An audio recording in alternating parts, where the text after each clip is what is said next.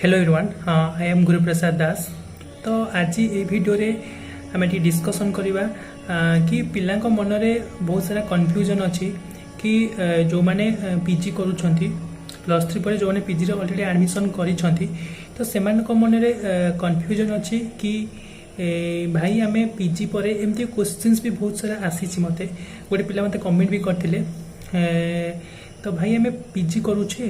PG रे आम बर्तमान एडमिशन करें तो पीजी पर तो नेट गेट आम दबा किसी प्रोब्लेम ना किंतु पीजी सहित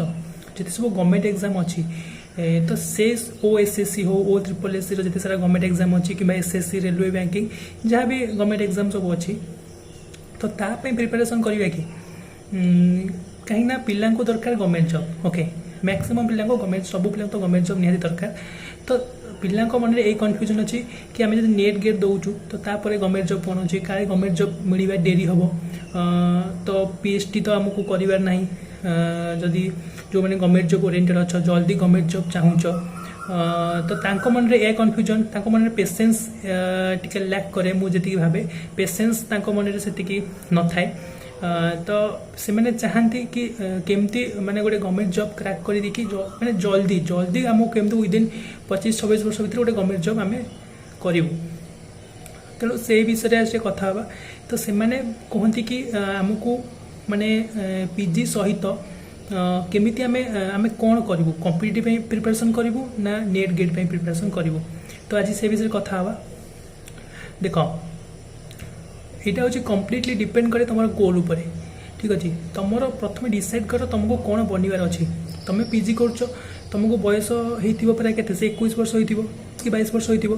तो तुमको 5-6 वर्ष भितर कि मैक्सिमम 7 ରୁ 8 वर्ष भितर तुमको कौ जगार पहुँचार अच्छी तो सहीटा फास्ट डिसाइड कर तुम जब गोल फिक्स ना तेणु तुम एणे तेणे खाली घूरी बुल ठीक अच्छे तो यहाँ हूँ मेन जिनस है प्रथम निजर गोलटा फिक्स कर कि मत तुम निजर एमटा कौन अच्छी है आउ गोटे पिलांकर कन्फ्यूजन थाए सपोज इच्छाटा यह अच्छी कि आमको यहाँ बनवार अच्छी सपोज गोटे किसी पिलांकर इच्छा थाए आमको आईआईटी रे पीएचडी करार अच्छी कि गोटे भल रिसर्च इंस्टीट्यूट पीएचडी करार अच्छी किंतु जो बाधा उपजे जो बैरियर कौन आसे ना से पुणी भावती अरे आम जब पीएचडी करवा देन तापर कौन हम बयस हो जाइए तो से गोटे सर्टकट वे खोजती कि कौ वे गले आमको गोटे जल्दी गवर्नमेंट जॉब मिल जाव तो से स्विच करती निजर माने गोलटा को स्विच कर दियंती बास जेकोसी गोटे जो लाइन में माने अधिक वैकेंसी आसुव जो लाइनटा इजी हो जल्दी गवर्नमेंट जॉब मिल पार्थिव तो निजर गोल रु माने से माने हटिकी से आ गोटे रास्ता को आपणे नियंती तो यहाँ सब मैक्सिमम पिला केस देखा जाए ठीक अच्छे तेणु प्रथम कथा हूँ निजर गोलटा फिक्स रख कौन मत बनवार अच्छी मत 5 वर्ष भितर कि 3-4 वर्ष भितर मत गोटे हाईस्कूल टीचर बनवार अच्छी तो आइदर बीएड कर मत कि मत गोटे पीजीटी बनवार अच्छी तो पीजी पर बीएड कर कि मत रेलवे जीवार अच्छी बास तुम प्लस 3 पर निजर कंपटीशन स्टार्ट कर दियो प्रिपरेशन स्टार्ट कर दियो कि मत बैंक सेक्टर जीवार अच्छी तो प्लस 3 पर पीजी कर ना बैंकिंग सेक्टर को पढ़ा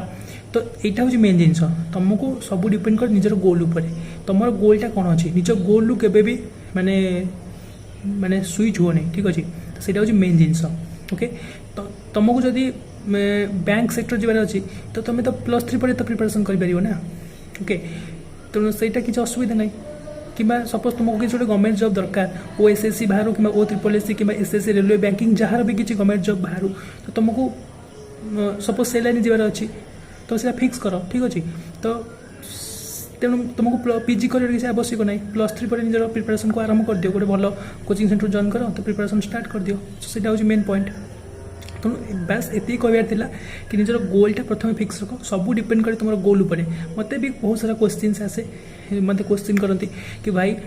आमको पीजी पर आम नेट गेट प्रिपरेशन करूँ कि बीएड करूँ कि सब गवर्नमेंट एग्जाम अच्छी प्रिपरेशन करूँ तेणु माने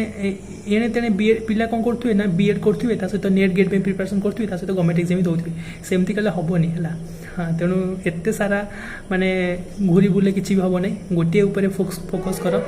जदि गवर्नमेंट जॉब माने इच्छा अच्छी then go for competitive exam जदि बीएड कर तो बीएड कर जदि पीएचडी कर तो नेट जेआरएफ क्रैक कर तेणु यही सब ही कथा ठीक अच्छे